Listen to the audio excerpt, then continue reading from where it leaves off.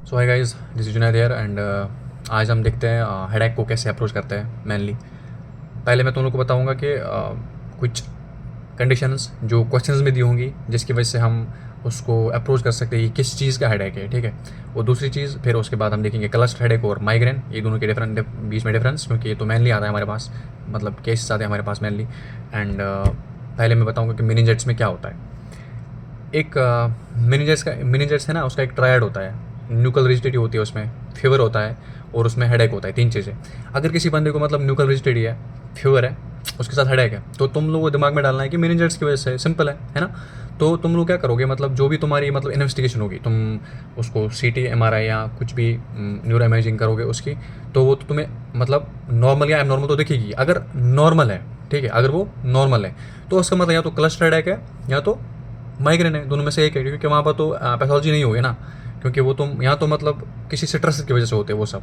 But अगर वहाँ पर कोई भी तुम्हारा जो न्यूरो इमेजिंग टूम जो तुम इन्वेस्टिगेशन कर रहे हो उसमें तुम कोई भी लीजन पाते हो, तो उसका मतलब वो हेडेक, माइग्रेन या क्लस्टर नहीं हो सकता है। सिंपल है। तो उसका मतलब अब हम 5 कंडीशंस देखते हैं जहाँ पर हम उसको एक्सक्लूड कर सकते हैं, ठीक है। पहली बात यह है कि तुम लोग को दिमाग में डालना है कि मतलब क्वेश्चन में ये दिया होगा कि ज़िंदगी में मतलब उस एक इंसान है, उसको ज़िंदगी का सबसे गंदा हेडेक हो रहा है, ठीक है।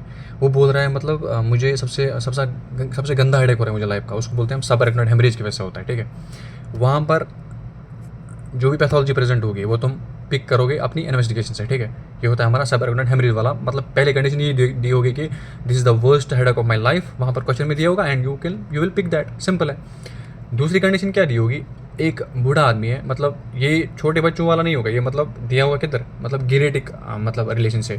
वहाँ पर बंदा उसको क्या होगा, जो एक बूढ़ा आदमी होगा वो जैसे ही मतलब कॉम करता है अपनी हेयर को, उसको यहाँ पर पेन होती होगी, उसको बोलते हैं जेंट सेल आर्टराइटिस। ये दूसरा काज हो सकता है, ठीक है, हेडेक का। तीसरा काज क्या हो सकता है, अगर कोई बंदा एनसेडस बहुत टाइम से यूज़ करता है, मतलब ड्रग ओवरडोज हेडेक बोलते हैं उसको। एनसेडस बहुत टाइम से यूज़ कर रहा है या मतलब ओपियोइड्स बहुत टाइम से यूज़ कर रहा है, इनकी वजह से मतलब उसको हेडेक हो रहा है। ड्रग ओवरडोज मतलब क्वेश्चन में दिया होगा कि बहुत ज़्यादा हिस्ट्री दी होगी ड्रग्स की और वो ड्रग ओवरडोज हेडेक होगा। सिंपल है। एंड अभी दो है, तीन हो गए, सबअरेक्नोइड हेमरेज वाला, जेंट सेल आर्टराइटिस वाला और ड्रग ओवरडोज वाला। अब दो है। दो क्या क्या है, एक तो प्रेगनेंसी में होता है मेनली, मतलब फीमेल्स में होता है ये, ठीक है। वहाँ पर क्या होता है, जैसे ही मतलब प्रेग्नेंट वुमेन, उसको बोलते हैं pseudo tumour cerebri. Pseudo tumour cerebri होता है ना, मतलब विटामिन ए टॉक्सिसिटी की वजह से होता है वो सब बच्चों में। एंड यहाँ पर क्या होता होगा कि जो फीमेल होती है, जैसे वो मतलब स्टैंड करती है, ठीक है, जैसे अभी वो बैठी थी, ठीक है, जैसे वो स्टैंड करते हैं ना उसको राहत मिलती है, पर जैसे ही बैठते हैं उसको मतलब सर में दर्द होता है, ठीक है। ये होगी मतलब एक और कंडीशन, 4 कंडीशन हो गई। अब फिफ्थ कंडीशन क्या होती है, किसी बंदे ने मतलब यहाँ पर क्वेश्चन में दिया होगा कि कोई बंदा वेट लिफ्टिंग करता है या उसको मतलब अभी अभी लंबर पंचर किया हमने, ठीक है, उसकी वजह से मतलब सी एस एफ थोड़ा सा बाहर मतलब आ गया, उसको बोलते हैं लो सी एस एफ हेडेक, ठीक है। अगर कोई बंदा मतलब वेट लिफ्टिंग करता है उसकी वजह से उसको मतलब सी एस एफ थोड़ा सा कम हो रहा है बॉडी में, यहाँ कोई बंदा मतलब मल्टीपल ऑर्गेजम्स हो किसी को हो रहा है, उसकी वजह से मतलब हेडेक आता है, और ये आता है हमारा लो सी एस एफ वाले मतलब कैटेगरी में। तो ऐसे मतलब तुम लोगों को क्वेश्चन देखना है कि थर्ड आई लगानी है कि क्या क्या हो सकता है, ठीक है। ये 5 कंडीशन है। पहला होता है सबअरेक्नोइड हेमरेज वाला, दूसरा ड्रग ओवरडोज वाला, तीसरा जेंट सेल आर्टराइटिस, चौथा प्रेगनेंसी वाला ये सीरो ट्यूमर सेरेब्राई, यहाँ पर मतलब स्टैंडिंग पे पेन, बैठने पे आराम, ठीक है। और जो लो सीएसएफ वाला है, स्टैंडिंग पे आराम, बैठने पे पेन, ठीक है, ये होता है। अब हम क्या करते हैं, अब मैं तुम लोग को मतलब क्लस्टर हेडेक जो होता है और माइग्रेन जो होता है उसमें थोड़ा डिफरेंस बताऊंगा और वी विल एंड दिस। जो माइग्रेन हेडेक होता है वहाँ पर तुम लोग क्या करोगे, वहाँ पर ऑरा होता है माइग्रेन में। ऑरा का मतलब क्या होता है, वहाँ पर वो प्रेजेंट हो भी सकता है, नहीं भी हो सकता, क्योंकि वहाँ पर तो बाकी सारे फीचर्स भी प्रेजेंट होते हैं ना। मतलब जैसे ऑरा क्या होता है, ऑरा होता है मतलब कि उस बंदे को पता ही नहीं कि मैं क्या कर रहा हूँ, मुझे मैं कहाँ पर हूँ, ठीक है, उसको ऑरा बोलते हैं, ठीक है। वो नहीं कि ऑरा फार्मिंग, उसको पता ही नहीं होता कि मैं कहाँ पर हूँ। उसमें होता है सेंटिलेटिंग स्कोटोमा, मतलब कोई बंदा देख रहा है उसको थोड़े छोटे बीच बीच में थोड़े छोटे होते हैं ना, वो थोड़े छोटे मतलब ओपिक आती है बीच में, उसको ब्लरीनेस होती है आइस में, उसको बोलते हैं हम ऑरा।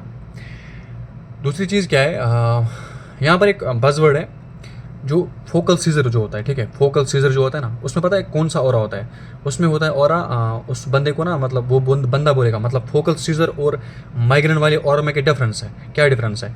फोकल सीजर वाला जो ऑरा होता है ना, उसमें ना बंदे को मतलब होता है ना बर्निंग, मतलब कैरोसिन की स्मेल आती है। वो बोलेगा मुझे कैरोसिन की स्मेल आ रही है, उसको मतलब ये फोकल सीजर वाला है, ठीक है, दिमाग में डालना फोकल सीजर वाला ऑरा।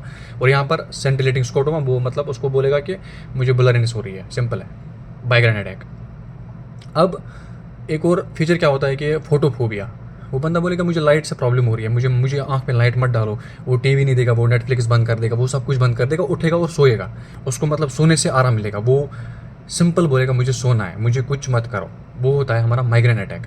और वहाँ पर क्या होगा कि 3 घंटे से लेकर मतलब बंदा क्या मतलब कब तक पेन कब तक रहेगा, मतलब उसके सर में बराबर 1 दिन रह सकता है, 24 आवर्स तक, ठीक है। बहुत लंबा पेन है, ठीक है, एक ही अटैक है और बहुत लंबे टाइम तक पेन है, ठीक है। इसको बोलते हैं माइग्रेन अटैक। मतलब ऑरा प्रेजेंट है, फोटोफोबिया है, फोनोफोबिया, आवाज़ से प्रॉब्लम है, देखने से प्रॉब्लम है, ठीक है। और दूसरी चीज़ क्या है कि ये एक साइड में प्रॉब्लम है, यूनिलेटरल होता है, ठीक है। और क्या बोला मैंने, ये मतलब वो बोलेगा मुझे सोना है, ठीक है, सोने से उसको आराम मिलता है। ये होता है हमारा माइग्रेन वाला केस, ठीक है। माइग्रेन वाला सिनेरियो ऐसा होगा।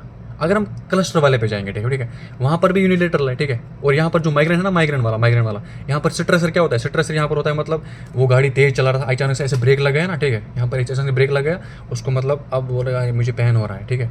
इस यहाँ पर स्ट्रेसर क्या है, मतलब फिजिकल एक्सर्शन स्ट्रेसर होता है, ठीक है। यहाँ पर फिजिकल एक्सर्शन स्ट्रेसर होता है, मतलब कोई भी मतलब जो एक्टिविटी हाई एक्टिविटी मतलब कर रहा है, वो रनिंग कर रहा था, दौड़ रहा था, अब वो बैठ गया, वो मतलब वो सब चीज़ें मतलब फिजिकल एक्सर्शन यहाँ पर स्ट्रेसर होता है किधर, माइग्रेन अटैक में, माइग्रेन वाले मतलब फीवर इसमें हेडेक में, ठीक है। अब जाते हैं क्लस्टर वाले पे। क्लस्टर वाले में क्या होता है, मतलब वहाँ पर स्ट्रेसर सिर्फ 2 चीज़ें होती है, या तो स्ट्रेस होगा या तो अल्कोहल होगा, या 2 चीज़ें याद रखनी तुम्हें, ठीक। अगर क्वेश्चन में दिया है कि स्ट्रेसर मतलब अल्कोहल पी रहा था, या मतलब वो बंदा मतलब अल्कोहल पी रहा था, और क्या था बोला मैंने, अल्कोहल और स्ट्रेस ले रहा है, ठीक है, ये 2 चीज़ें, मतलब वो फेल हो गया एग्जाम में या कुछ हो गया, ये कंडीशन दी होगी। मतलब तुम्हें दिमाग में बैठना चाहिए कि ये तो यूनिलेटरल है, स्ट्रेसर अल्कोहल या कुछ और है, ये मतलब इसका मतलब ये है कि क्या बोलते हैं उसको, क्लस्टर हेडेक है। और वहाँ पर क्या होगा, मैंने बोला माइग्रेन में सिर्फ एक अटैक होगा, मतलब 24 घंटे तक चलेगा, सिर्फ एक अटैक। यहाँ पर क्लस्टर हेडेक है ना, यहाँ पर मल्टीपल अटैक्स आ सकते हैं एक दिन में, ठीक है, 1 to 8 अटैक्स पर डे, ठीक है। यहाँ पर एक अटैक आया, रिलीफ मिल गया, फिर से एक अटैक, रिलीफ मिल गया, फिर से एक अटैक, इसीलिए इसको बोलते हैं क्लस्टर अटैक, ठीक है। इसको हम सुसाइडल अटैक क्यों बोलते हैं, क्योंकि यहाँ पर इंसान ना पागल हो जाता है, बोलता है कि अभी मैं ठीक था फिर से हो गया, अभी मैं ठीक था फिर से हो गया। इसका मतलब इंसान को लगता है कि मुझे पता नहीं क्या प्रॉब्लम, फिर वो बोलते हैं मुझे सुसाइड करना चाहिए, इसलिए इसको नाम पड़ा है सुसाइडल अटैक, ठीक है, सुसाइडल हेडेक। अब ये भी यूनिलेटरल होता है, मल्टीपल अटैक्स आते हैं, ठीक है, एक साइड पे होता है और ये डिफरेंट होता है उससे। मगर यहाँ पर एक डिफरेंस, सबसे बेस्ट डिफरेंस पता है क्या है, मतलब माइग्रेन और क्लस्टर हेडेक में। माइग्रेन में क्या होता है, माइग्रेन में तुम्हारे जो है ना पैरासिम्पैथेटिक सिस्टम जो होता है तुम्हारा, ठीक है, पैरासिम्पैथेटिक सिस्टम वो नॉर्मल रहता है, ठीक है। बट जो क्लस्टर हेडेक होता है ना, क्लस्टर हेडेक वहाँ पर क्या होती है, मतलब यहाँ पर पैरासिम्पैथेटिक मतलब हाइपर एक्टिवेट होता है, मतलब यहाँ पर रोना स्टार्ट हो जाता है, ठीक है। यहाँ पर इंसान मतलब उसके वाटरिंग होती है आइज़ में, उसकी जो नोज़ होती है ना वहाँ पर स्टफीनेस हो जाती है, मतलब उसकी नोज़ ब्लॉक हो जाती है। वो बोलेगा मेरी नोज़ ब्लॉक हो जाए, मेरी EV4 हो रहा है, मतलब वो आँखों से पानी आ रहा है, तो उसका मतलब तुम्हारे दिमाग में जाना चाहिए that's cluster attack pro. And multiple attacks हो रही है, ठीक है, मल्टीपल अटैक्स हो रहे हैं उस बंदे को, और वो बंदा बोलेगा मुझे सोना नहीं है।